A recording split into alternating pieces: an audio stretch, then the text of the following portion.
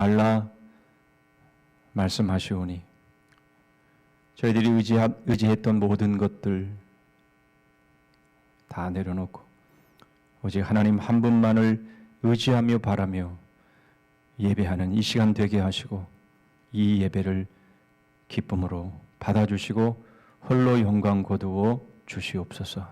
예수 그리스도의 이름으로 기도하옵나이다. 아멘.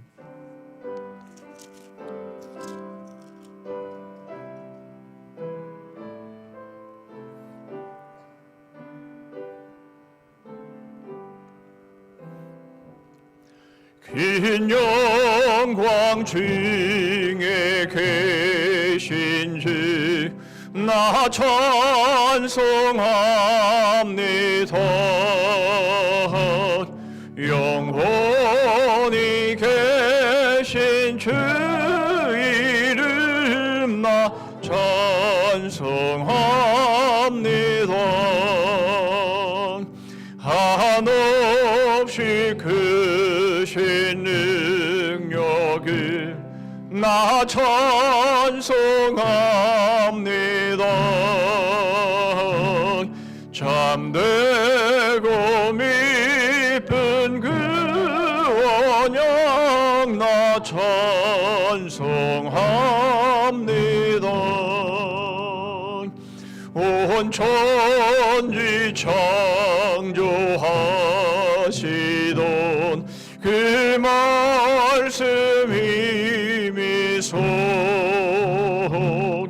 영원히 변치 않는 줄 나 믿사옵니다. 그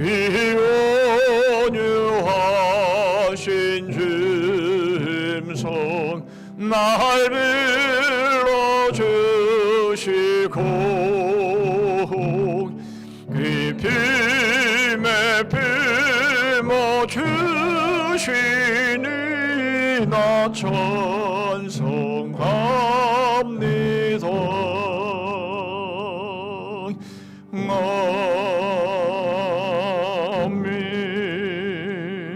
아멘.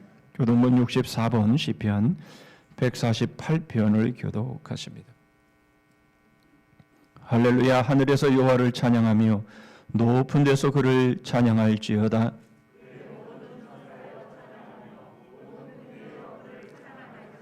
해와 달아 그를 찬양하며 밝은 별들아 다 그를 찬양할지어다.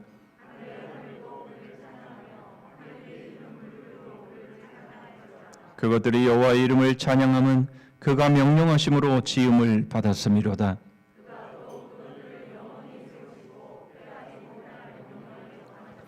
여호와의 이름을 찬양할지어다. 그의 이름이 홀로 높으시며 그의 영광이 땅과 하늘 위에 뛰어나심이로다.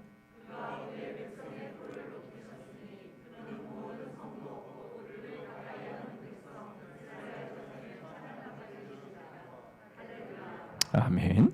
전능하사 천지를 만드신 하나님 아버지를 내가 믿사오며 그 외아들 우리 주 예수 그리스도를 믿사오니 이는 성령으로 잉태하사 동정녀 마리아에게 나시고 본디오 빌라도에게 고난을 받으사 십자가에 못 박혀 죽으시고 장사한 지 사흘 만에 죽은 자 가운데서 다시 살아나시며 하늘에 오르사 전능하신 하나님 우편에 앉아 계시다가 저리로서 산자와 죽은 자를 심판하러 오시리라.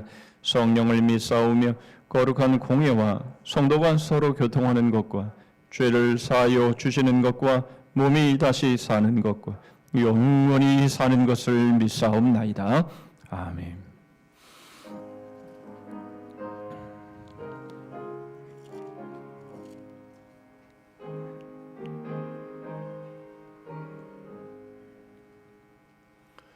고통의 멍에 벗으려고 예수께로 나갑니다. 자유와 기쁨 베푸시는 주께로 갑니다. 병든 내 몸이 튼튼 흔하고 빈궁한 삶이 비해지며 죄악을 벗어버리려고 주께로 갑니다.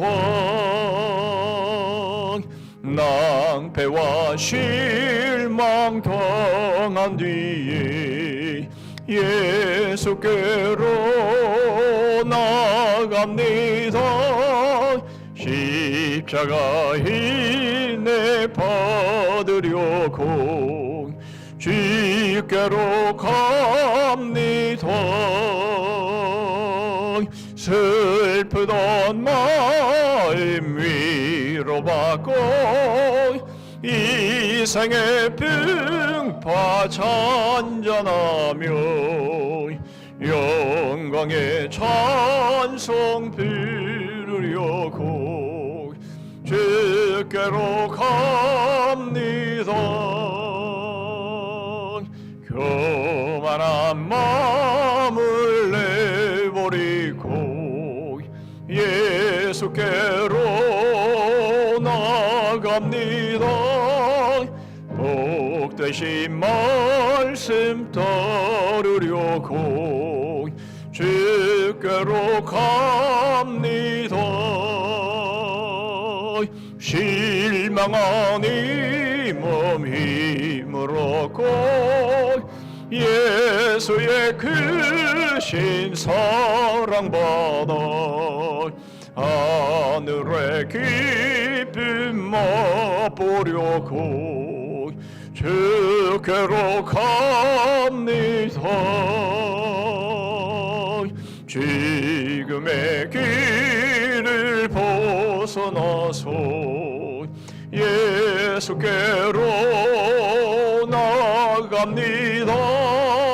영원한 집을 바라보고 주께로 갑니다. 멸망의 포구에 나와 평화의 나라 다다라서 영광의 주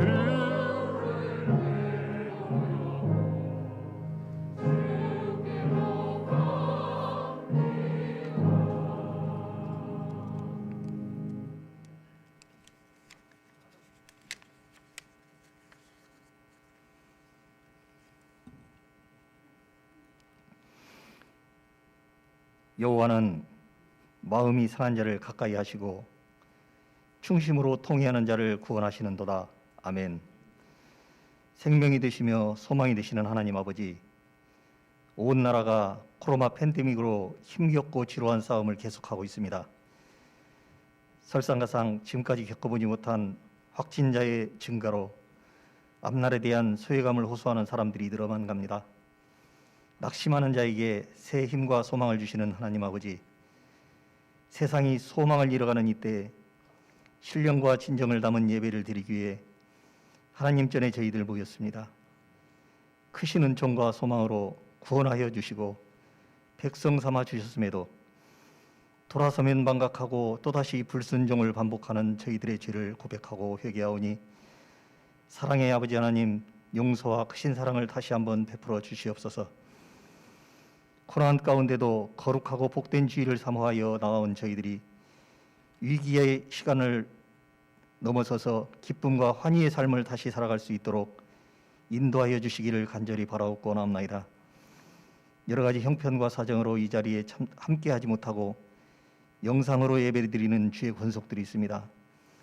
저들에 있는 곳이 예배 처소가 되어 신령과 진정으로 예배드리오니 동일한 은혜로 함께하여 주시옵소서. 이민족과 이 나라를 사랑하시는 하나님 아버지, 코로나 팬데믹 가운데 있는 국민들의 고단한 삶이 경제적인 어려움이 더해져서 더 큰 고통으로 내몰리고 있습니다. 연이은 북한의 도발과 러시아와 우크라이나의 전쟁 임박 소식, 그로 말미암은 세계 경제의 불확실성이 유류대를 비롯한 물가의 인상으로 이어져서 국민들의 근심과 불안은 더해만 가고 있습니다.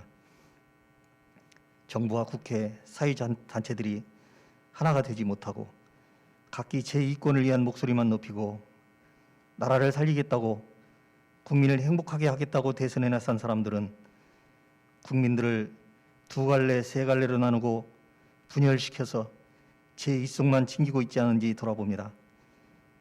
이 난국을 인간의 얄팍한 지혜로는 해결할 수 없음을 저희들은 압니다. 하나님 아버지, 이 나라를 불쌍히 여겨 주시옵소서. 모든 다툼과 분쟁을 그치게 하시고 이 나라의 모든 문제들을 친히 지정하여 주시옵소서. 진정 하나님을 두려워하고 하나님의 뜻에 순종하는 모세와 같은 다윗과 같은 지도자를 이 나라 가운데 허락하여 주시옵소서. 그리하여 사랑과 용서와 화합으로 상처받은 민심과 정치, 경제, 사회 전반에 걸쳐 이 민족을 향한 하나님의 선한 뜻을 이 땅 가운데 이루어 주시옵소서. 주의 백성들의 가정과 일터가 회복되게 하시고 소망을 잃고 낙심하는 이들을 긍휼히 여겨 주시어서 어렵고 힘들 때마다 주님께 나와 참 평안과 기쁨을 얻고 영육간의 풍성함을 맛보며 소망 속에서 살아갈 수 있도록 은혜 위에 은혜를 더하여 주시옵소서. 이 나라의 교회 지도자들을 지켜주시옵소서. 혼탁한 정치에서 한 걸음 더 물러나게 하옵소서. 부안에 동하는 자신들의 처신으로 교회가 분열되고 주의 백성들이 분열되고 상처받으며 세상의 지탄과 조롱의 대상이 될 수 있음을 깨닫게 하셔서 하나님 앞에 옷깃을 여며 우리 민족이 온전히 하나님을 섬기고 이 나라를 통치하는 위정자들이 하나님을 두려워하며 공의와 정의로 나라를 잘 다스림으로 국민들이 안심하고 각자 맡은 일을 최선을 다할 수 있도록 엎드려 기도함으로 세상의 본이 되고 존경받는 주의 사자들이 되게 하여 주시옵소서. 60년 동안 성산교회를 지켜주신 하나님 아버지, 주님의 피값으로 세우신 이 교회가 건물만 그럴듯하고 십자가를 상실한 교회가 되지 않도록 인도하여 주시옵소서. 교회를 찾는 모든 심령들이 구원의 감격과 거저 주시는 은혜를 머리가 아닌 가슴으로 체험하고 십자가의 예수 그리스도를 만나는 영적 성장이 있게 하여 주시옵소서. 교회가 해야 할 사명과 비전, 성취를 위하여 최선을 다하는 성산교회가 되게 하여 주시옵소서. 팬데믹 상황 가운데 어려움을 겪고 있을 전 세계의 선교사들을 기억하시고 건강과 안전을 지켜주시며 돕는 손길들과 동역자들을 보내주시어서 사역이 중단되지 않고 복음이 땅끝까지 전해지는 그날까지 형편과 여건을 돌보아 주시옵소서. 오늘 담임 목사님 생명의 말씀을 들고 단위에 서십니다. 말씀을 증거할 주의 종에게 영육간의 강건함과 성령 충만함을 주시어서 단일에게 주셨던 지혜와 능력을 허락하여 주시옵소서. 하나님께서는 시대마다 선지자와 사도들을 보내어서 끊임없이 회개와 순종을 요구하셨는데 이스라엘은 깨닫지 못하여 범죄하였습니다. 저희들 동일한 죄를 저지르지 않고 말씀을 바로 받고 깨달을 수 있도록 이 시간 들을 수 있는 귀를 허락하여 주시옵소서. 우리를 향하신 하나님의 뜻이 오늘 목사님의 입술을 통해 선포되게 하시고 저희들은 회개하고 상처받은 영혼이 치유되며 잃었던 용기를 되찾을 수 있는 은혜를 더하여 주시옵소서. 몸된 교회를 위하여 주님께서 주신 귀한 직분을 맡아서 시간과 물질과 몸을 들여 충성하는 손길들을 기억하시고 저들의 수고와 땀이 더해질 때마다 주님을 사랑하는 신앙 고백들이 넘쳐나게 하옵소서. 할렐루야 찬양대의 찬양을 기쁘게 받아주시고 예배드리는 모두가 한 마음으로 찬양하게 하시며 저희들의 삶에서도 늘 향기로운 찬양이 넘쳐날 수 있도록 은혜를 내려 주시옵소서. 저희들을 죄악의 고통 속에서 건져주시고 보혈의 피로 깨끗게 하심으로 영생의 나라로 옮겨주신 예수 그리스도 이름으로 기도드리옵나이다. 아멘.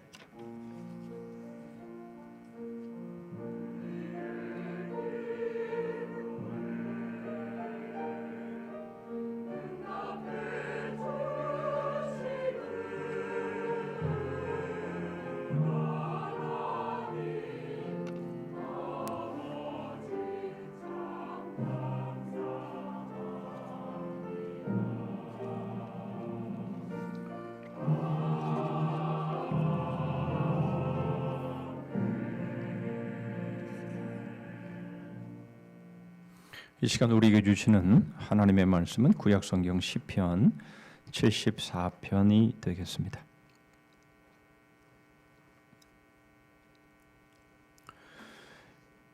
시편 74편 1절 말씀부터 11절 말씀까지입니다. 제가 가진 구약성경 855쪽에 있습니다. 시편 74편 1절부터 11절 말씀까지 제가 봉독합니다. 하나님이여, 주께서 어찌하여 우리를 영원히 버리시나이까? 어찌하여 주께서 기르시는 양을 향하여 진노의 연기를 뿜으시나이까? 예적부터 얻으시고 성량하사 주의 기업의 지파로 삼으신 주의 회중을 기억하시며 주께서 계시던 시온산도 생각하소서.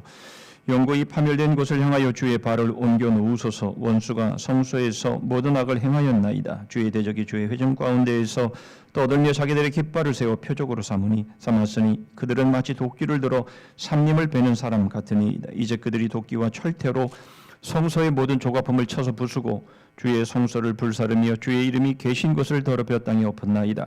그들이 마음속으로 이르기를 우리가 그들을 진멸하자 하고 이 땅에 있는 하나님의 모든 회당을 불살랐나이다.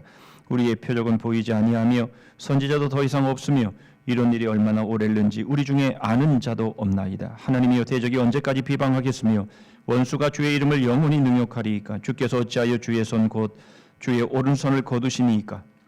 주의 품에서 손을 빼내시어 그들을 멸하소서. 아멘.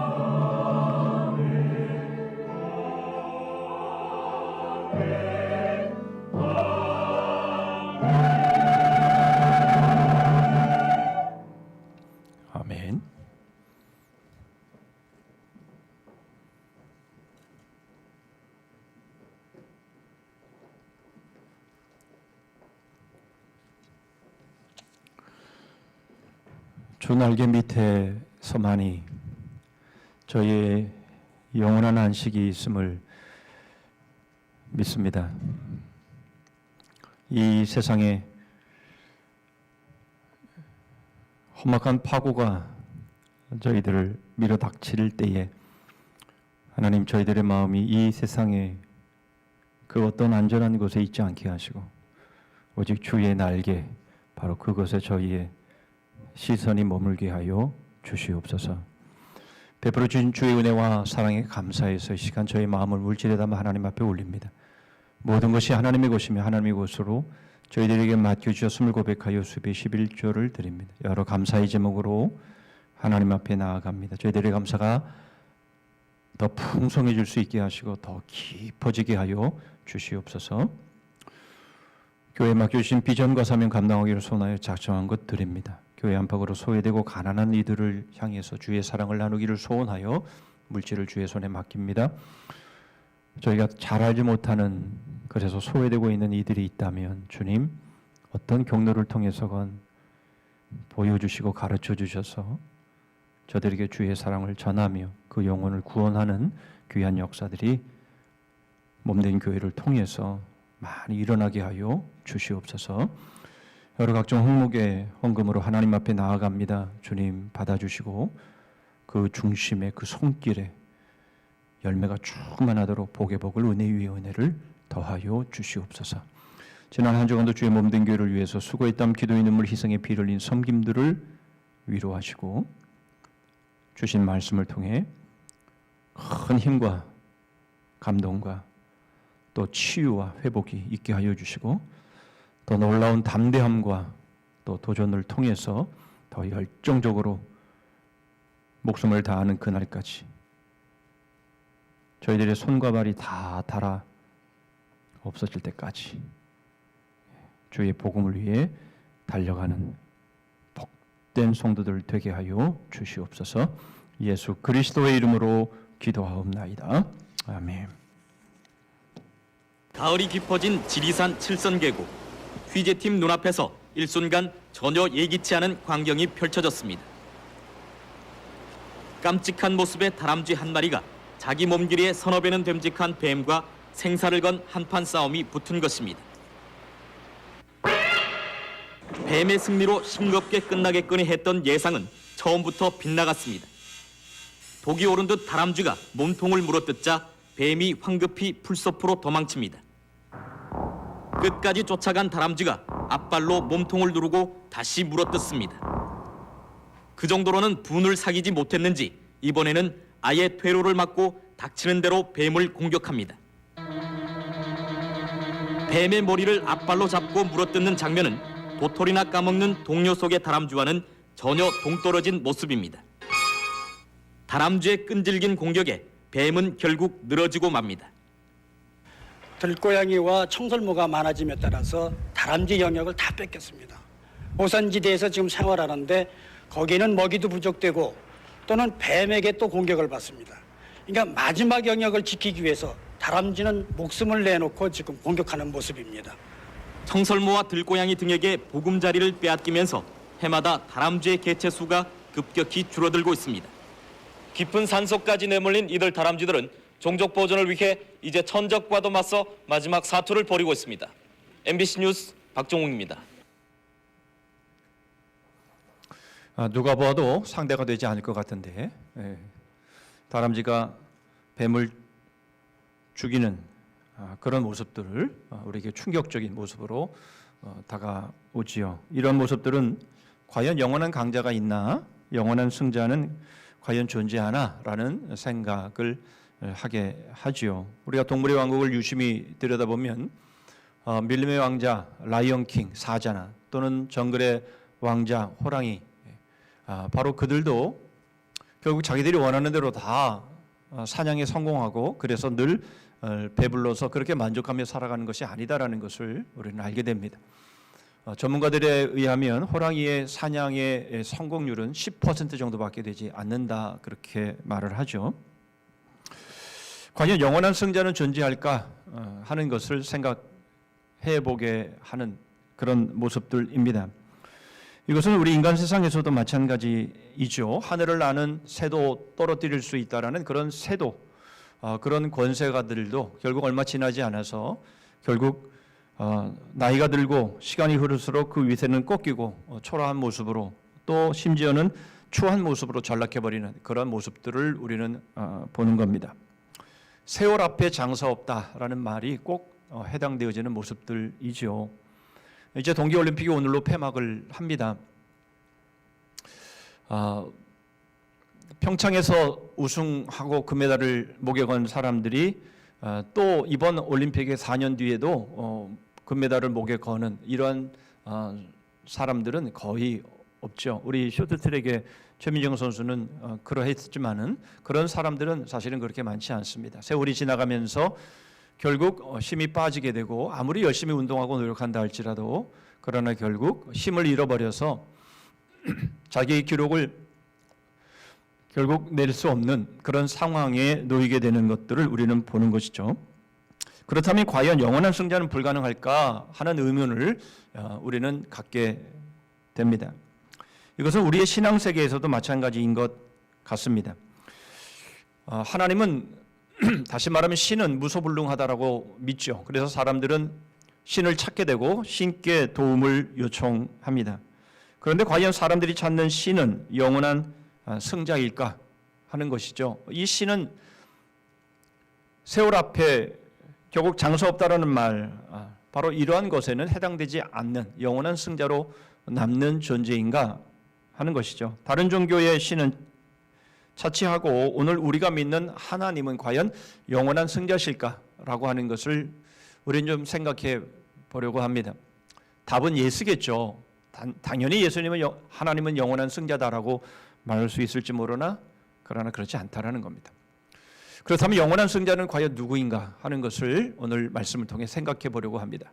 시편은 5권으로 구성이 되어 있죠. 오늘 우리가 읽은 시편 74편은 제 3권에 해당되어지는 내용의 시편입니다.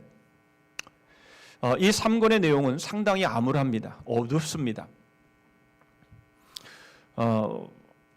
총 17편으로 되어 있는 이 3권 중에서 이 아삽의 시가 11편이 수록이 되어 있는데요. 아삽은 총 12편을 씁니다. 남은 하나는 시편 50편인데요. 어쨌든 아삽의 시는 이 3권에 다 몰려 있는 것을 보게 됩니다. 이 모든 시들이 결국 주석가들의 말에 의하면 이스라엘 왕국의 몰락을 예언하는 그러한 내용들이다라고 그 주제를 소개하고 있습니다. 참 이것은 아이러니하죠. 왜인고 하면 바로 이 아삽은 바로 이스라엘 역사의 전성시대를 구가했던 다윗 왕조 시대의 사람이기 때문에 그렇습니다. 다윗 왕조에 잘 나가던 바로 그 상황 속에서 이 아삽은 이스라엘 왕국의 멸망을 예언하고 있더라라는 겁니다. 물론 이 11편에 되는 이 아삽의 이 시를 표제는 다 아삽의 시로 되어 있는데 주석가들은 말하기를 아삽이 쓴 것도 있지만 그러나 아삽과 동명이인의 사람이 쓴 후대의 동명이인이 쓴 아삽도 있다. 또는 아삽의 후손이 이것을 썼을 것이다. 이렇게 말을 하기도 합니다. 이따가도 말씀드리겠지만 이 본문의 내용들이 바로 이스라엘의 이 멸망을 예루살렘의 멸망을 너무나 정확하게 예언을 하고 있기 때문에 그렇게들 말들을 합니다. 자, 그렇다면 먼저 우리가 아삽이 누구인지부터 먼저 생각해 볼 필요가 있죠. 이 아삽은 다윗 시대의 군대 약장 중에 한 사람임을 역대상 15장 16절 17절의 말씀을 통해서 확인할 수 있습니다. 다윗이 레위 사람의 어른들에게 명령하여 그의 형제들을 노래하는 자들로 세우고 비포와 수금과 재금 등의 악기를 울려서 즐거운 소리를 크게 내라 하매 레위 사람이 요엘의 아들 헤만과 그의 형제 중 베레아의 아들 아삽과 그의 형제 무라리 자손 중에 구사야의 아들 에단을 세우고 이렇게 말씀하죠. 결국 아삽은 헤만과 에단과 더불어서 노래하고 악기를 통해서 하나님을 찬양하는 우두머리 세 사람 중에 한 사람으로 세워지는 것을 보게 됩니다. 그런데 그 다음 말씀을 보면 헤만은 노래하는 자가 되고 이 아삽과 이 에단은 악기를 연주하는 자로 소개를 하고 있습니다. 역대상 15장 19절입니다. 노래하는 자 헤만과 아삽과 에단은 노재금을 크게 치는 자요, 이렇게 말씀을 하고 있는 것이죠. 이 아삽은 이런 상황들을 종합해 본다면 예술이라는, 음악이라고 하는 바로 이 은사를 통해서 하나님을 찬양하고 하나님을 섬기는 아주 출중한 사람인데, 말씀드린 것처럼 아삽의 시가 12편, 그게 본인의 시든지 후손의 시든지 그거는 뒤로 하고, 이 아삽이 찬양시를 통해서 하나님을 높이고 이 찬양시를 썼다라고 하는 것, 바로 이 예언시를 썼다라고 하는 것은 정말 하나님 앞에 신실한 믿음의 사람이었다라고 하는 것들을 보여주는 그런 예가 되겠습니다. 그런데 우리가 눈여겨보아야 될 것이 이것이죠. 아삽이 겪고 있는 일들이든지 아니면 아삽이 앞으로의 일들을 예언하는 그런 내용이든지 간에 지금 이 아삽이 예언했던, 이 활동했던 이 시대는 다윗의 왕조 시대였다라는 것입니다. 다윗은 누굽니까? 하나님의 가장 마음에 들어 했던, 하나님이 찾아서 세우셨던 바로 그런 왕 아닙니까? 사실 다윗만큼 신실하게 하나님을 섬긴 그런 왕이 없을 정도로 결국 다윗이 항상 모든 왕의 기준이 되었던 것처럼 다윗은 그만큼 신실하게 하나님 앞에 인정받고 잘 형통한 그런 이스라엘의 역사를 이루었던 시대임에도 불구하고, 그런데 왜 아삽이, 그 시대를 살았던 아삽이 이런 예언을 할 수밖에 없었을까라는 거죠. 그리고 자신도 직접 악인의 형통함을 보고 의인의 고통함을 경험하면서 그 앞선 시편 73편의 내용들을 통해서도 우리가 볼 수 있는 것처럼 참으로 고통스러워하는 그러한 모습들을 우리에게 보이고 있다라는 겁니다. 물론 아삽이 꼭 다윗 시대에만 이 시편을 썼다 그렇게 볼 수는 없죠. 그 이전에 사울 왕 시대에 이 시편을 썼을 수도 있고 솔로몬 시대에 썼을 수도 있습니다. 뿐만 아니라 말씀드린 것처럼 이것은 아삽이 아니라 아삽의 후손들이 이 시를 썼을 수도 있지만은, 그러나 달라지는 것은 없습니다. 왠고하면 바로 이 아삽이 쓴 시들을, 바로 이 내용들, 다시 말하면 악인의 형통함이라든지 의인의 고통을 받는 이러한 모습들은 어느 시대에나 있었다라는 것이죠. 여러분, 오늘 본문에도 성소가 짓밟히는 그런 내용들이 소개가 되고 있고요. 특별히 시편 79편 1절의 말씀에 보면 정말 부인하기 쉽지 않은 그런 예루살렘의 멸망에 대한 그 모습을 마치 본 것처럼 그렇게 기록하고 있는 내용이 있습니다. 하나님이여, 이방 나라들이 주의 기업의 땅에 들어와서 주의 성전을 더럽히고 예루살렘이 돌무더기가 되게 하였나이다. 꼭 이 말씀을 보면 이것은 아삽의 후손 중에 누군가가, 다시 말하면 예루살렘이 멸망할 때에, 바벨론이 멸망할 때, 그리고 포로로 잡혀갈 때에 그때 그 상황을 보고 쓴 시가 아니겠느냐, 이렇게 말할 정도로 너무 정확한 예언의 말씀이 소개되어 있기 때문에 이것이 과연 아삽의 시일까? 라는 의문을 주석가들은 갖습니다. 그래서 대부분의 사람들은 이 74편의 이 시는 아삽이 아니라 아삽의 후손이 쓴 시가 아니겠나, 이렇게 주석을 합니다. 오늘 제 아침에 제가 성경을 읽어가는 그런 패턴에 따라서 이사야 말씀을 읽었는데, 이사야 말씀 9장에 보면 제가 참 고민을 했어요. 이 부분들을 어떻게 설교를 하고 이것들을 이해를 구하나라는 고민을 하고 있는데, 이사야 9장의 말씀이 저는 계속 말씀을 이렇게 틀어놓고 있기 때문에 제 귀에 들려오는데 뭐냐면, 납달리와 스불론의 하나님의 빛이 비추었다, 그 어둠의 땅에 하나님께서 거기에 빛을 비추셨다라는 말씀이 나오고, 그러면서 바로 한 아기가 탄생하는, 한 왕이 탄생하는 그 내용의 예언의 말씀이 소개가 됩니다. 여러분, 이거는 이사야가 700년 전에 예수 그리스도 메시아의 탄생 700년 전에 예언한 내용입니다. 그렇다면 이 아삽이 예루살렘의 멸망에 대한 것들을 얼마든지 예언할 수 있지 않겠냐라는 것이죠. 그래 봐야 500년 정도밖에 되지 않는데 이사야는 700년 전에 예언한 그 말씀을 소개하고 있다면 아삽이 한 500년 정도의 텀을 가지고 예언한 내용이 뭐가 문제가 될까라는 생각이 제 마음 가운데 들었습니다. 그래서 저는 아삽임을 강력하게 주장하면서 저는 이 시가 아삽의 시다 라는 것을 주장하면서 이 74편의 저자를 아삽으로 계속해서 소개하면서 말씀을 드리려고 합니다.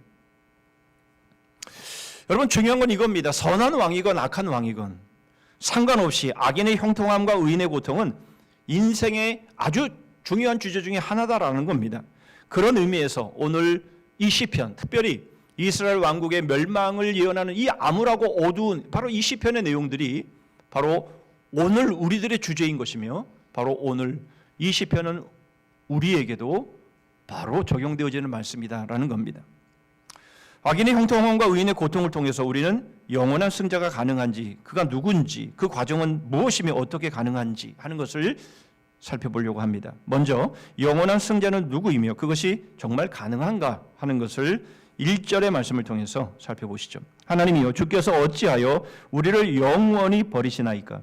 어찌하여 주께서 기르시는 양을 향하여 진노의 연기를 뿜으시나이까? 우리가 주목하고 싶은 단어는 영원히라고 하는 단어입니다. 이것은 3절에도 영구히라는 단어와 10절에 영원히라는 단어가 다시 한번 반복해서 나오고 있는데요.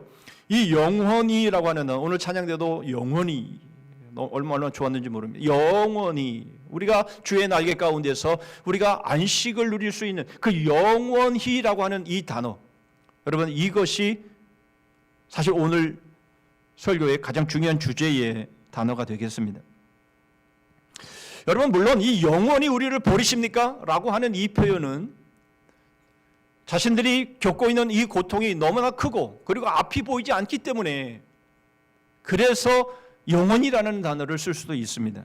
9절이 그것을 보여주죠. 우리의 표적은 보이지 아니하며 선지자도 더 이상 없으며 이런 일이 얼마나 오랬는지 우리 중에 아는 자도 없나이다. 바로 이러한 상황 속에서 이 영원히라고 하는, 정말 이 고통이 언제 끝일지 알 수 없는 이러한 상황에서 이 단어를 썼을 수도 있습니다만은, 그러나 저는 좀 달리 보려고 합니다. 이 영원이라는 이 말은 말 그대로 하나님이 영원히 버리시게 하는 것, 바로 그게 있다라는 거죠. 하나님이 우리를 영원히 버리시는 것처럼 느껴지는 그 고통 속에서 하나님이 왜 그런 영원히라고 하는 이미지를 갖게 하시는지, 그것은 바로 우리 안에도 영원히 버려야 될 것이 있기에 마치 하나님이 우리를 영원히 버리시는 것처럼 느껴지게 하시는 것이다라는 겁니다. 오늘 본문에는 하나님이 하나님의 백성을 버리시고 진노의 연기를 뿜으시는 이유가 무엇인지에 대해서는 소개를 하고 있지 않습니다. 마치 욥기처럼 도대체 뭐가 문제인지 정말 분간하기 어려운 바로 그런 상황 속에 욥기가 기록된 것처럼 오늘 본문의 말씀에도 도대체 무엇이 문제인지에 대한 내용에 대한 언급은 없습니다. 그런데 사실 언급이 없다 할지라도 우리는 알지요. 그것은 바로 하나님이 아무 죄도 없는데, 문제가 없는데 버리시거나 진노하시는 하나님은 아니시기 때문입니다. 우리가 욥을 통해서 볼 수 있는 것처럼, 그리고 성경 전체를 통해서 볼 수 있는 것처럼 하나님이 하나님의 백성을 연단하시는 것은 이유가 있다라는 것이죠. 뿐만 아니라 너 그 죄를 졌으니까 너는 그런 고통을 당해야 돼, 이렇게 마치 하나님께서 일명 꼰대처럼 하나님이 그냥 하나 잘못하면 하나 남으라고, 또 잘못하면 또 그걸 남으라고, 이런 식의 하나님은 아니라는 거죠. 그 의미가 바로 영원히라고 하는 이 단어 속에 담겨져 있다라는 겁니다. 하나님께서 그렇다면 어떤 문제가 있기에, 하나님은 도대체 어떤 심각한 문제가 있기에 하나님은 영원히 우리를 버리시는 것처럼 느끼게 하셔서 우리 안에 있는 문제, 그것을 영원히 버리기를 원하시는가 하는 겁니다. 우리는 그것을 살펴볼 건데 잠시 후에 그것은 살펴보도록 하고 우리는 이렇게 하시는 하나님의 의도를 먼저 좀 생각해 보려고 합니다. 2절 말씀 보시죠. 옛적부터 얻으시고 속량하사 주의 기업의 지파로 삼으신 주의 회중을 기억하시며 주께서 계시던 시온산도 생각하소서. 여러분, 이 옛적부터 얻으시고 속량하사 주의 기업의 지파로 삼으신 주의 회중이 누굽니까? 지금 이렇게 영원히 버리시는 것처럼 이런 고통 속에 있는 이스라엘 백성이죠. 하나님께서 이스라엘 백성들을 어떻게 택하셨습니까? 아브라함을 먼저 부르시고 그 아브라함을 통해서 430년을 예언하시고 출애굽하게 하시고 표적과 기사를 보이시고 얼마나 많은 스토리들이 거기 안에 담겨져 있습니까? 긴 시간 동안.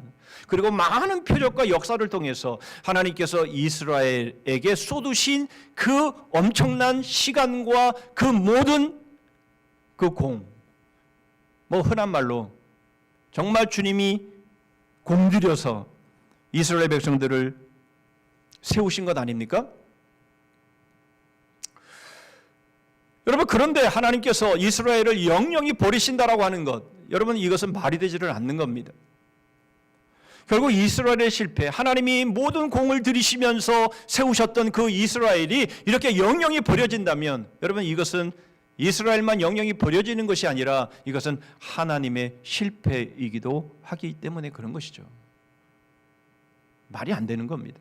하나님께서 공들여서 하나님께서 그 긴 시간 동안 그러한 놀라운 하나님의 그 표적과 그 모든 하나님의 능력을 통해서 이스라엘을 세우셨는데 그 이스라엘을 영영히 버리십니까? 그럴 수 없다라는 겁니다. 바로 이것을 지금 아삽은 2절에서 지금 말하고 있는 겁니다. 여기서 우리가 엿볼 수 있는 하나님의 의도가 있습니다. 이 고난으로 이스라엘은 결코 망하지 않는다라는 겁니다. 사실 망할 수 없다라는 것이죠. 여러분, 이것은 하나님의 실패로 끝날 수밖에 없는데 어떻게 하나님이 실패하실 수 있는 분이시냐라는 겁니다. 여러분, 이와 같은 내용들이 성경에는 곳곳에 소개되는데 특별히 요한계시록 12장에도 이 부분들이 소개가 되고 있습니다. 사탄이 하늘에서 전쟁을 벌이다가 내어 쫓기는 장면이 12장에는 소개가 되고 있는데요. 특별히 요한계시록 12장 7절로 9절의 말씀을 보시면 하늘에 전쟁이 있으니 미가엘과 그의 사자들이 용과 더불어 싸울세 용과 그의 사자들도 싸우나 이기지 못하여 다시 하늘에서 그들이 있을 것을 얻지 못한지라 큰 용이 내쫓기니 옛뱀 곧 마귀라고도 하고 사탄이라고도 하며 온 천하를 꿰는 자라 그가 땅으로 내쫓기니 그의 사자들도 그와 함께 내쫓기니라. 여러분, 이것은 참 흥미로운 내용입니다만은 그러나 이것은 너무나 당연한 겁니다. 여러분, 하나님과 사단이 싸워서 사단이 이기겠습니까? 여러분, 이것은 너무나 당연한 것이며 너무너무 지당한 것이며 그래서 결국 우리의 흥미를 끌 수 없는 그런 내용이기까지 합니다. 그런데 여러분, 우리의 현실에서는 그렇지 않더라라는 거죠. 여러분, 사단은 하나님을 이길 수 없습니다. 우리는 그것을 믿습니다. 너무나 그건 당연한 것이죠. 말도 안 되는 것 아니겠습니까? 어떻게 사단이 하나님을 이깁니까? 그런데 우리의 현실에서는 마치 그런 것처럼 우리가 살아가고 있지는 않느냐라는 거죠. 우리의 현실이 어렵고 우리의 현실이 위기가 다가오고 우리의 현실이 어려울 때에 마치 하나님이 사단에게 지는 것처럼 그래서 우리는 현실에 타협하고 그래서 믿음을 내려놓고 신앙 양심을 속여가면서 우리가 죄를 짓는 모습들, 여러분, 그것이 바로 그런 모습 아니겠습니까? 그러나 그럴 수는 없는 겁니다. 여러분, 그러므로 하나님의 의도는 너무나 분명합니다. 우리를 영원히 버리시는 것처럼 느껴질 만큼 여러분, 그것은 우리에게 참 고통스러운 현실의 삶일지라도 하나님은 지실 수 없는 분이라는 거죠. 그럼 뭡니까? 하나님은 우리를 영원히 버리시는 것 같은 그러한 상황이지만, 그러나 하나님은 우리를 영원히 버리실 수 없고 버리시는 것이 아니라면, 그렇다면 우리가 우리 안에 영원히 버려야 될 무엇인가가 있다라는 거죠. 하나님은 바로 그 우리에게서 영원히 버려야 될 것이 있기 때문에 마치 우리를 영원히 버리실 것처럼 그렇게 우리를 대하시더라라는 겁니다. 그렇다면 여러분, 우리가 먼저 이 하나님의 의도 가운데서 우리가 알 수 있는 것은 이겁니다. 왜 하나님이 그렇게 하실까요? 뭐가 하시어서 하나님은 그렇게 하실까요? 하나님이 그렇게 하시는 이유는 바로 우리를 영원한 승자로 세우시기 위함이라는 거죠. 만약 그럴 이유가 없다면 아삽이 고백한 것처럼 하나님은 그냥 버리시면 됩니다. 그러나 하나님은 그러실 수 없는 분이에요. 그렇다면 하나님은 우리를 영원한 승자로 세우시기 위해서 우리가 영원히 버려야 될 것, 바로 그것을 버리시기를 원하시는 것이죠. 그럼 두 번째로, 그렇다면 그게 뭘까요? 하나님은 우리를 영원한 승자로 세우시기 위해서 영원히 버리시게 하는 것, 그것이 뭘까요? 그리고 그것을 위해서 하나님은 어떤 희생을 치르시는지 3절을 통해서 보십니다. 영고히 파멸된 곳을 향하여 주의 발을 옮겨 놓으소서. 원수가 성소에서 모든 악을 행하였나이다. 여러분, 여기서 주목해야 될 것은 영고히 파멸된 곳이라는 시제입니다. 여러분, 이 시제는 이미 끝난 상황을 지금 표현하고 있습니다. 영구히 파멸된 곳.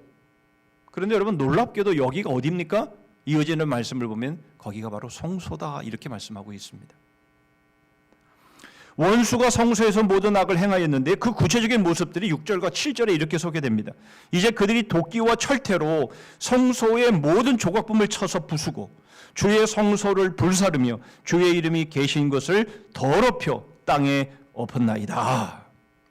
여러분, 사실 이 내용을 보면 이건 아삽의 시가 아니야 라고 생각될 정도로, 여러분, 이렇게 다윗 시대에 이렇게 성소가 회파되어지고 성소가 이렇게 부서지고 불태워지는 이러한 일이 언제 있었어? 그런 일이 일어나지 않았습니다. 다윗 시대에는 그런 일이 없었습니다. 성경에는 최소한 이런 기록은 없습니다. 그러니까 이것은 아삽의 시라고 보기가 어려워라고 우리는 생각할지 모릅니다. 그러나 여러분, 이러한 모습은 어느 시대나 있었다라는 거예요. 이것이 물론 물리적으로 어떤 현실적으로 이러한 일들은 다윗 시대에 나타나지 않았지만, 그러나 그럼에도 불구하고 여전히 하나님의 성소가 짓밟히고 하나님의 성소가 더럽혀지고 하나님의 성소가 불태워지는 일들이 있었다라는 겁니다. 이것을 우리는 8절을 통해서 보게 되죠. 그들이 마음속으로 이르기를 우리가 그들을 진멸하자 하고 이 땅에 있는 하나님의 모든 회당을 불살랐나이다. 그렇습니다. 여러분, 세상은 바로 하나님의 나라의 백성들을 어떻게든 멸하기 위해서 어떤 시대든 어떤 상황이든 간에 이러한 일들이 획책되어 왔다라는 것이죠. 다윗 시대에도 마찬가지였다라는 것입니다. 여러분, 우리가 이것을 알 수 있는 것은 바로 에스더서에 소개되고 있는 하만의 모습을 통해서 우리는 확인할 수 있습니다. 에스더 3장 6절입니다. 그들이 모르드게의 민족을 하만에게 알림으로 하만이 모르드게만 죽이는 것이 부족하다고 생각하고 아하수에로의 온 나라에 있는 유다인 곧 모르드게의 민족을 다 멸하고자 하더라. 여러분, 오늘날에도 마찬가지죠. 세상은 교회를 멸하고자 합니다. 여러분, 세상의 모습을 보면 어떻게든 교회를 잡아먹기 위해서 마치 존재하는 것처럼 얼마나 교회를 향해서 이를 갈고 있는 그런 모습들이 그들의 댓글을 통해서 드러나는지 모릅니다. 요즘은 댓글을 이렇게 가렸더라고요. 그래서 이렇게 클릭을 해야만 댓글을 볼 수 있도록 그렇게 해놨던데 좋은 것 같습니다. 여러분, 교회에 대한 이야기만 나오면 득달같이 세상은 잡아먹을 것처럼 덤벼듭니다. 교회는 이 세상의 악인 것처럼, 반드시 없어져야 되는 존재인 것처럼 여러분 그렇게 달려들고 덤벼드는 세상의 모습을 보는 것이죠. 여러분 이것은 바로 사탄의 계획입니다. 뿐만 아니라 여러분 사실상 하나님의 성소는 완전히 영구히 파멸되었습니다. 그렇죠. 아삽이 고백하고 있는 것처럼 영구히 파멸된 곳, 바로 이것이 성소입니다. 여러분 지금 하나님의 성전이 존재합니까? 예루살렘 성전에 여러분 한 벽만 지금 남아있지, 여러분 정말 하나님의 성소가 존재합니까? 뭐 성전은 교회지요, 예배당이지요. 성전은 내 마음이죠. 옳죠. 맞습니다. 그러나 여러분 지금까지 이스라엘 역사를 통해서 우리가 살펴볼 때에 하나님이 계셔야 될 성전은 더 이상 없습니다. 눈에 보이는 성전 영구히 파멸됐습니다. 사탄이 승리한 것 같습니다. 사탄이 이긴 것 같습니다. 그러나 여러분 바로 그 성소가 완전히 영구히 파멸된 그것이 뭡니까? 바로 예수 그리스도, 우리의 성전 대신 예수 그리스도가 십자가에서 죽으신 사건 아닙니까? 여러분 사탄은 어떻게 하든 예수를, 그리고 예수가 머리인 교회를 멸하기 위해서 모든 노력을, 시도를 다 기울이는 모습들을 우리는 요한계시록 12장을 통해서 확인할 수 있습니다. 요한계시록 12장 3절로 4절입니다. 하늘에 또 다른 이적이 보이니 보라, 한 큰 붉은 용이 있어 머리가 7이요 뿔이 10이라. 그 여러 머리에 7 왕관이 있는데 그 꼬리가 하늘의 별 3분의 1을 끌어다가 땅에 던지더라. 용이 해산하려는 여자 앞에서 그가 해산하면 그 아이를 삼키고자 하더니, 이 내용들을 이제 전지국 목사님이 다 이제 설교를 해 주실 겁니다. 구체적으로 다 말씀드리지는 않겠지만 분명한 것은 무엇입니까? 사단이 바로 예수 그리스도를 삼키기 위해서, 아예 씨를 말리기 위해서 시도하고 그 모든 일을 획책하는 모습들을 보여주고 있는 것이죠. 사실상 헤롯을 통해서 그런 일들이 시도되어졌던 것도 사실이고,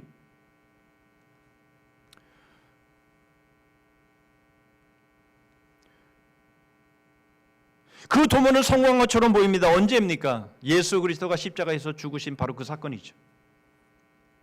예수 그리스도를 죽이려고 그렇게 도모했던 사단의 계획은 드디어 성공했습니다. 십자가에서 예수 그리스도는 십자가에 못 박혀 죽으심을 통해서 결국 우리의 성소이신 바로 그 곳이 영구히 파멸된 상황으로 끝나버린 것 같았습니다. 그런데 요한계시록 12장 5절입니다.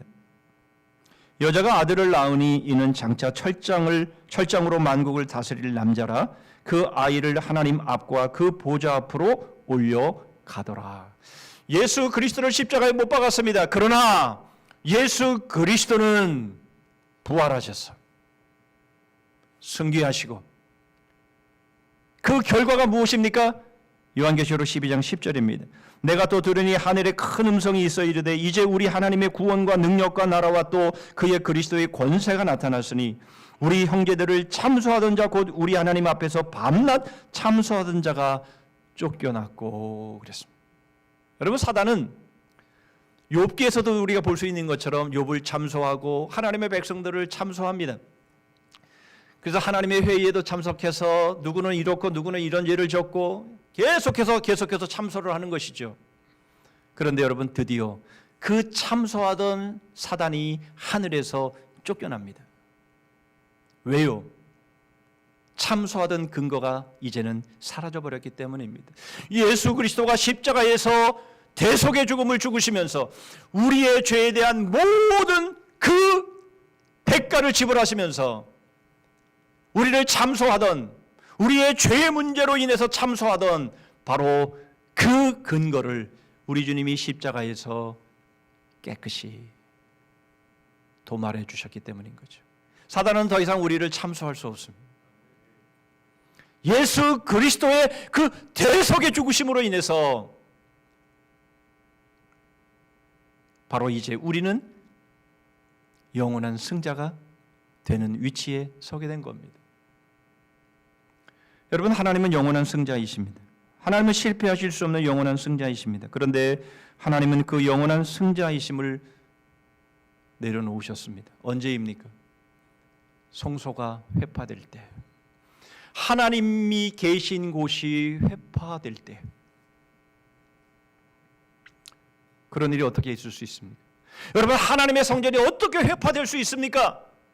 그러나 하나님은 그 성전을 내어주십니다. 영원한 승자의 자리에서 우리 하나님은 내려오십니다. 왜요? 우리의 죄의 문제를 해결해 주심으로, 우리를 영원한 승자로 그 자리에 세우시기 위해서. 영원한 승자이신 우리 주님께서 십자가에 내려오시고 십자가에 달릴 우리가 영원한 승자의 자리에, 주님의 자리에 서게 하신 겁니다. 이것이 우리 하나님께서 우리를 영원한 승자로 세우시기 위해 희생하신 겁니다. 그렇다면 우리가 영원히 버려야 할 우리의 모습은 뭡니까? 내 자아인 것이죠.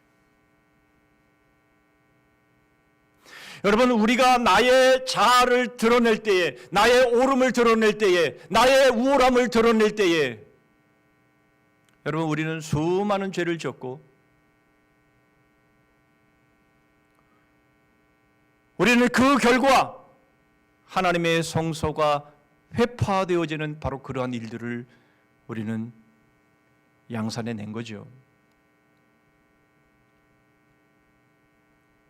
여러분, 결국 우리는 우리의 자아, 내가 하나님의 자리에 서 있었던 내 자아, 내가 내 스스로 주인된 자리에 있었던 그 자아, 바로 그 자아가 여전히 우리 안에 있는 한에는 하나님의 성소는 회파되어 버리는 거죠.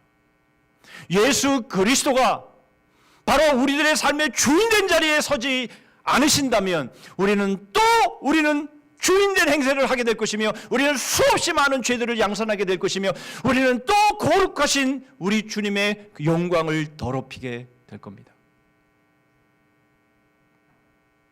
여러분, 그러므로 영영이 하나님이 우리를 버리시는 것 같은 그런 고통과 그런 위기들을 우리가 만날 때에, 여러분, 우리는 바로 우리 안에 영영이 버려져야 할 나의 이 죄된 자아를 영영이 내려놓지 않는다면 우리는 여전히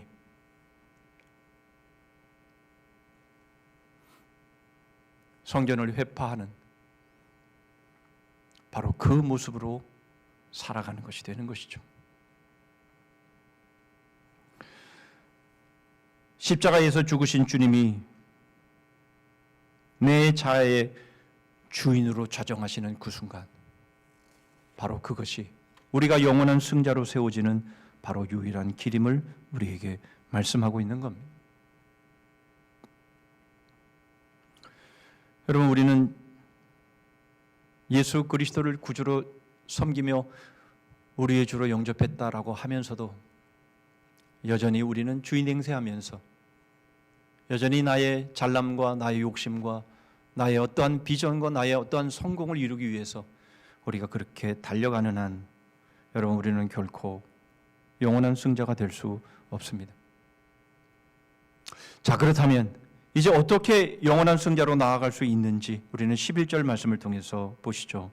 주께서 어찌하여 주의 손 곧 주의 오른손을 거두시나이까? 주의 품에서 손을 빼내시어 그들을 멸하소서. 아삽은 영원한 승자로 나아갈 수 있는 삶이 주의 오른손에 있음을 알았습니다. 주의 오른손이 주의 품에 있는 동안 대적들은 안하무인이 되었고, 그리고 성소를 마음껏 짓밟는 그런 모습들로 행동합니다. 4절 5절의 말씀입니다. 주의 대적이 주의 회중 가운데서 떠들며 자기들의 깃발을 세워 표적으로 삼았으니 그들은 마치 도끼를 들어 삼림을 베는 사람 같으니이다. 저들은 하나님의 백성들에게 깃발을 꽂아놓고 너희들은 내 소유다라고 말할 뿐만 아니라 도끼를 휘둘러서 하나님의 백성들을 베는 그런 일들을 해왔습니다. 뿐만 아니라 10절 말씀입니다. 하나님이여 대적이 언제까지 비방하겠으며 원수가 주의 이름을 영원히 능욕하리이까? 여기서 영원이라는 이 단어가 우리의 가슴에 섬뜩하게 다가옵니다. 옵니다.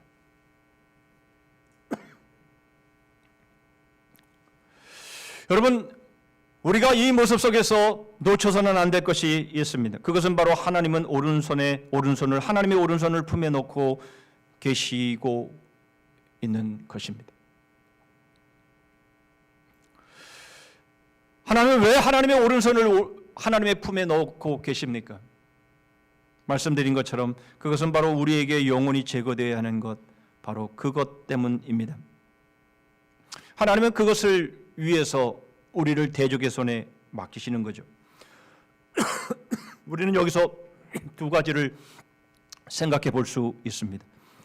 하나는 하나님이 우리를 사랑하시지 않거나 또는 하나님이 능력이 없으시거나 아니면 하나님이 우리에게 무관심하기 때문에 이러한 일이 일어나는 것은 결코 아니라는 겁니다. 오히려 하나님은 우리를 사랑하시고 하나님은 우리에게 관심이 있으시기 때문에 우리에게 영원히 제거되어야 될 바로 그 문제 때문에 하나님은 하나님의 오른손을 하나님의 품에 넣고 계실 수밖에 없었다라는 것입니다.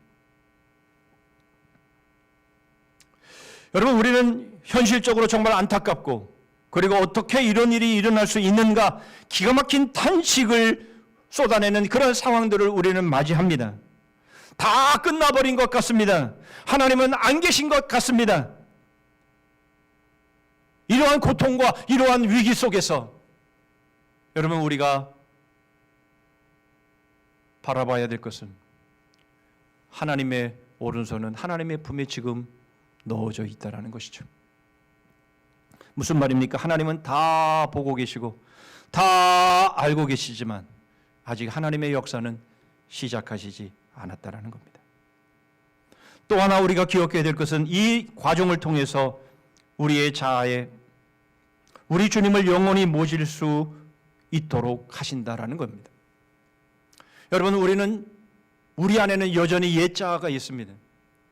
여전히 나의 잘남과 나의 옳음과 나의 인정받기를 원해서 여러분 그렇게 살아가기를 원하는 우리들의 마음, 그 옛 모습이 우리 안에 있는 것이죠.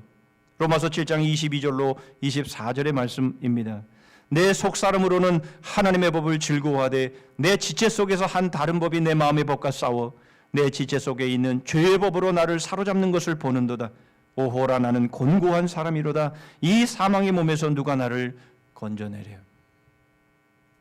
우리는 예수 그리스도를 믿지만은 그러나 그럼에도 불구하고 여전히 우리는 하나님의 법대로 살기를 원하나 그러나 우리는 여전히 곤고함 속에서 사망의 그 사슬에 매여서 원치 않는 죄를 짓고 있는 우리 자신들의 모습입니다.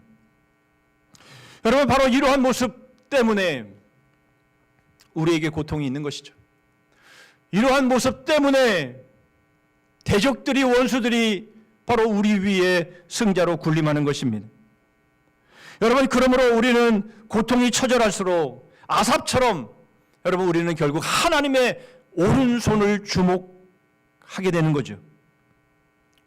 여러분, 우리의 고통이 심하면 심할수록 우리가 처절하게 느껴지면 느껴질수록 여러분 우리가 바라봐야 하는 것은 하나님의 품속에 있는 하나님의 오른손입니다. 그런데 하나님께서 그 품에 넣으신 하나님의 오른손을 빼내시는, 그래서 하나님의 그 역사를 시작하시는 바로 그 일들은 각자가 다 다를 겁니다.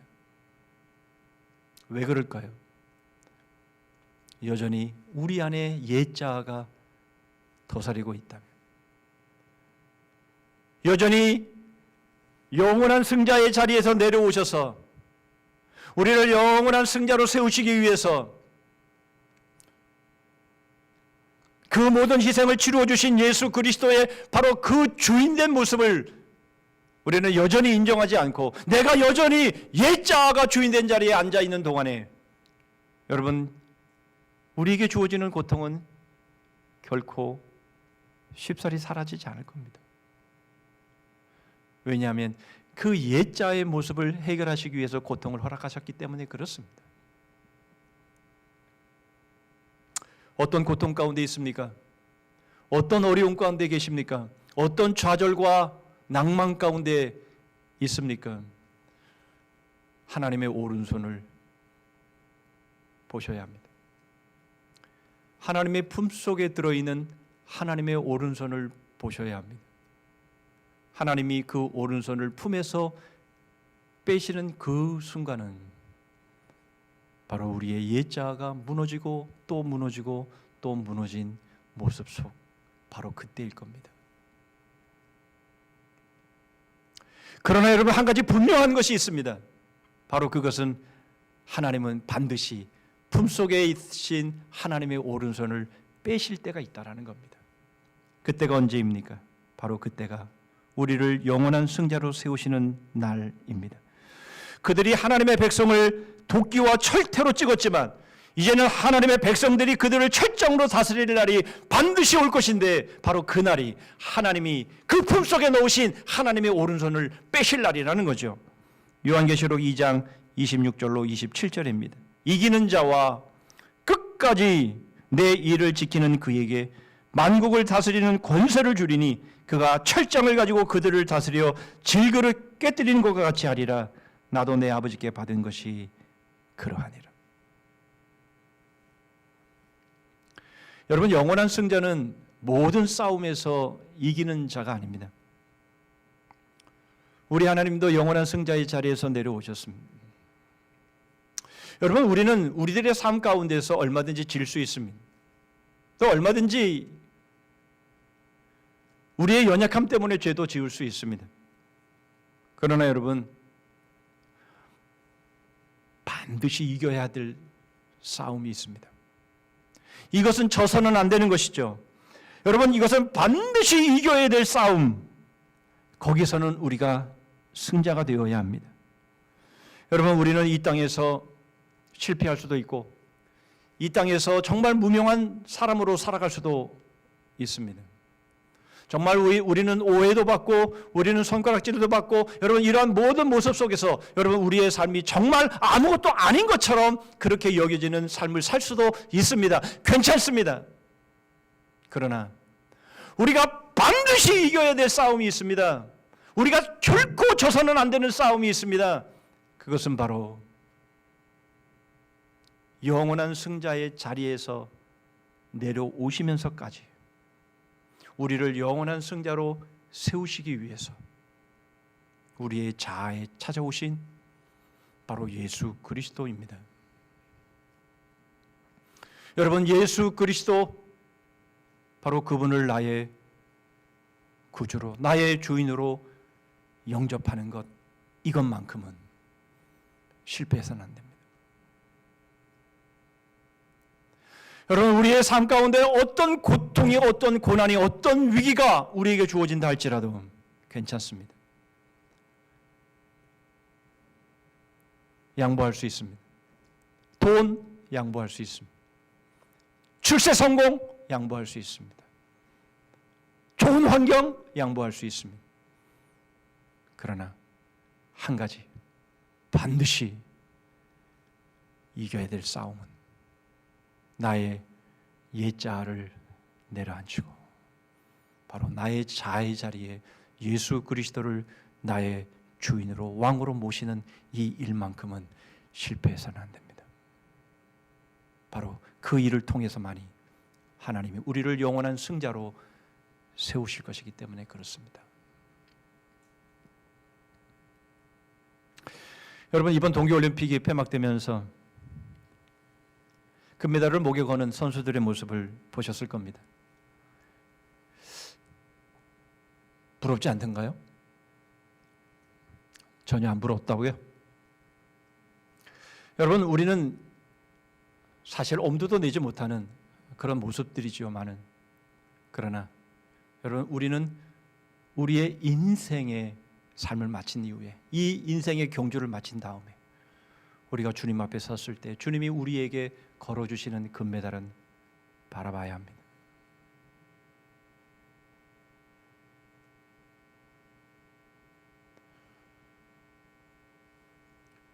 다윗 왕국의 절정기에 왜 아삽이 이런 시를 썼을까요? 아무리 번영하고 아무리 발전하고 아무리 세상적으로 찬란한 영광이 넘쳐난다 할지라도 그게 승자가 아니라, 그게 승리가 아니라 바로 예수 그리스도를 우리의 왕으로 모시는 바로 그것만이 영원한 승자의 삶인 것을 우리에게 보여주시기 위함이 아니었을까요?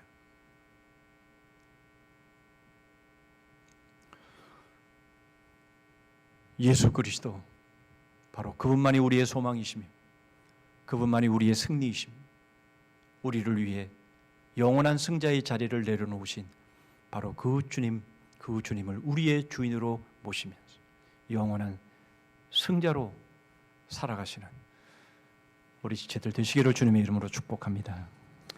아멘. 기도합니다. 하나님 아버지, 영원한 승자로 하나님 앞에 섰을 때 저희들에게 승리의 관, 영광의 금메달을 저희의 목에 걸어주시는 그 순간을 소망합니다. 그러기 위해서 하나님, 저희들이 이 땅에서 당하는 고통, 이 땅에서 당하는 그 모든 위기, 나의 옛자가 다시 주인된 자리를 차지했을 때에 성소가 황폐되어지는 바로 그 상황들을 저희들이 바라보면서, 주님, 저희들이 현실 속에서 정말 저희들이 성공하기를 원하고 잘되기를 원하고 찬란한 영광을 얻기를 원하는 그러한 유혹들을 뿌리치고 저희들의 자아에 우리 주님 모시고 우리 주님의 그 복음을 위해 달려가는 삶을 통해서 영원한 승자로 주님 앞에 설 수 있는 그런 삶 살아가게 하여 주시옵소서. 고통과 위기 속에서 주님의 십자가를 보게 하시고 저희의 옛자를 또 쳐서 복종시키며 영원한 승자의 자리까지 포기하시며 저희를 영원한 승자의 반열에 세우신 주님의 그 은혜 가운데 오늘도 그 길을 따라 영원한 승자로 그 길로 나아가는 십자가의 사람들 되게 하여 주시옵소서. 예수 그리스도의 이름으로 기도하옵나이다. 아멘.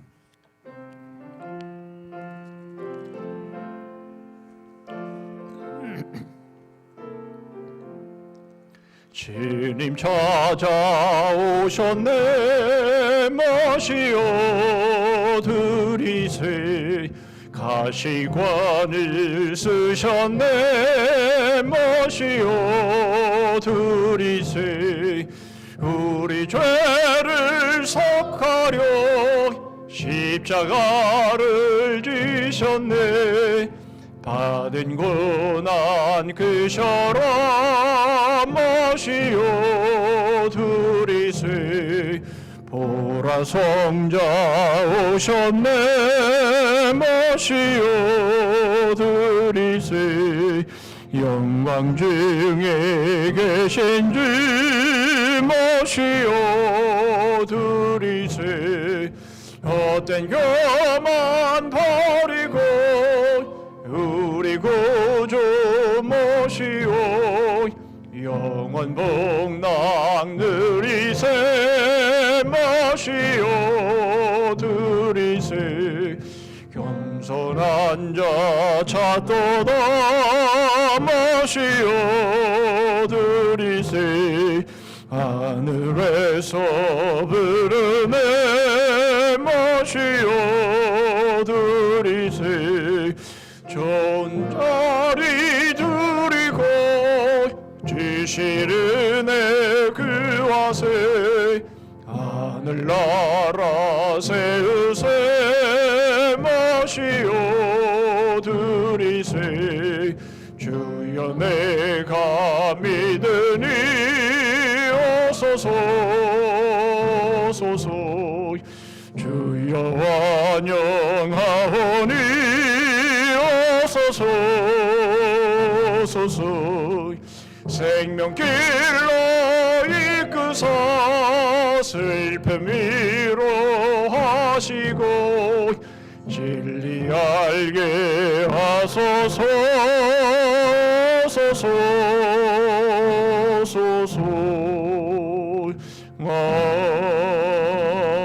아멘.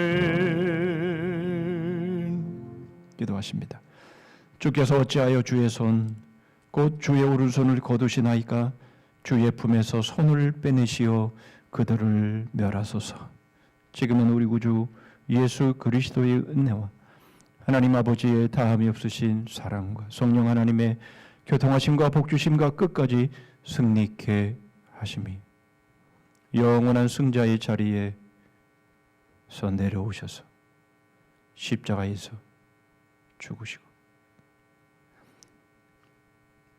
못난 죄인들 영원한 승자로 세우시기 위해 오늘도 저희들의 마음을 두드리시며 저희 안에 왕으로 저희 안에 주인으로 머리로 들어오시기를 원하시는 우리 주님을 모시며 매 순간마다 바로 그 십자가의 길로 나아가 영원한 금메달 그 멸관을 받아 누리기를 소원하며 다짐하는 머리에 숙인 주의 심령들 위해 가정과 일터의 민족과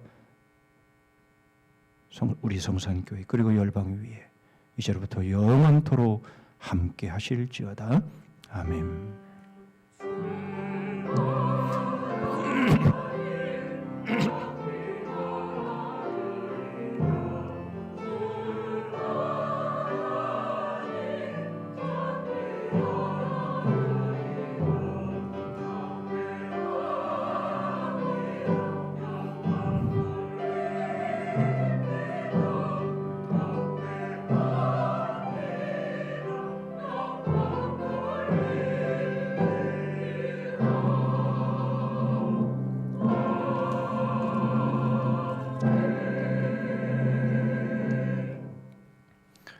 몇 가지 교회 소식 나눕니다. 3월 13일 주일까지 3주간 거리두기가 또 연장이 되었습니다. 연장이 되고 있다라고 하는 것은 그만큼 상황이 그만큼 좋지 않다라는 말도 되는 것이죠. 우리의 일상의 회복이 그만큼 연기되고 있다라는 말입니다. 친구 목사들의 이렇게 만나서 얘기를 이렇게 들어보면 모든 대부분의 교회가 이제 확진자가 교인들 가운데 많이 생겨나고 그래서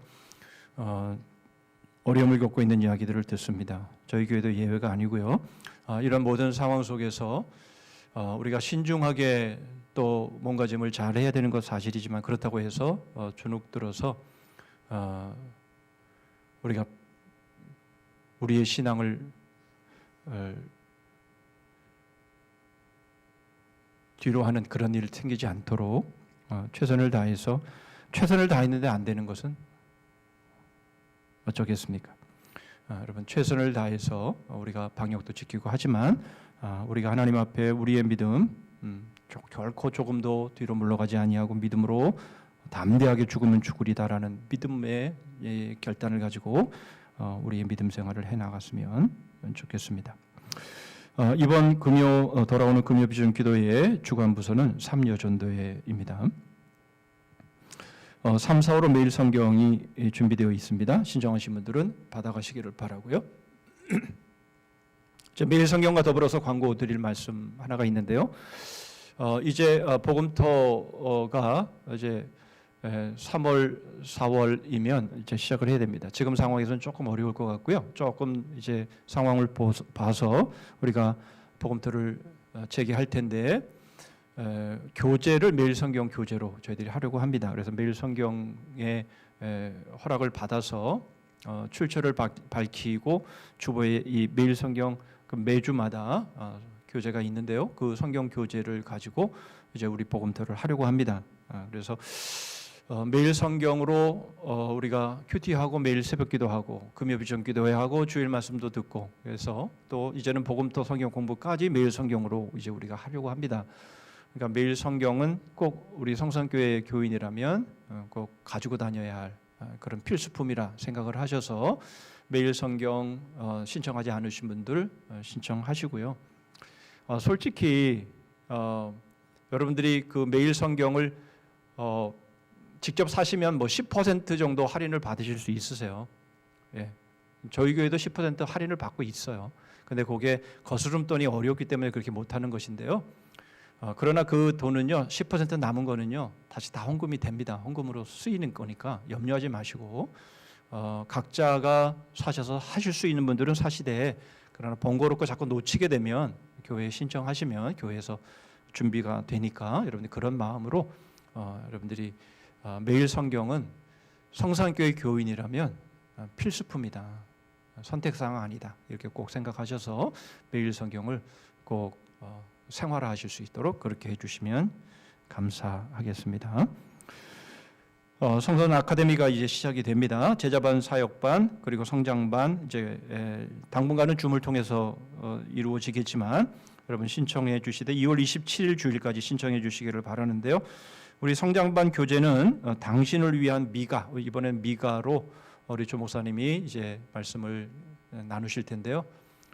제자반 부담스럽고 사역반은 제자반을 해야 되기 때문에 이런 부분에서 좀 어려움을 느끼시면 여러분 이 당신을 위한 미가 요 교재를 통해서 미가서를 좀 잘 배우는 그런 과정이 꼭 될 수 있기를 바랍니다.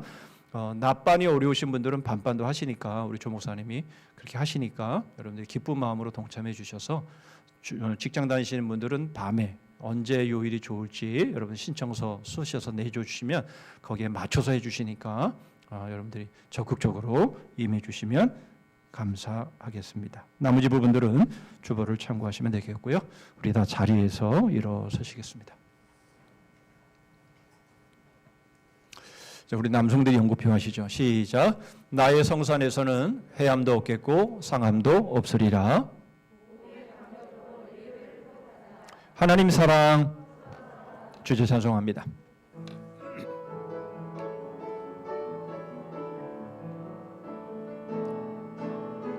예수 나의 첫사랑 되시네. 내 첫사랑 지존자 되신 그리스도 예수 찬양하리. 보좌 앞에 나의 삶이 향기로운 제사로 주께 드려지기 원하네.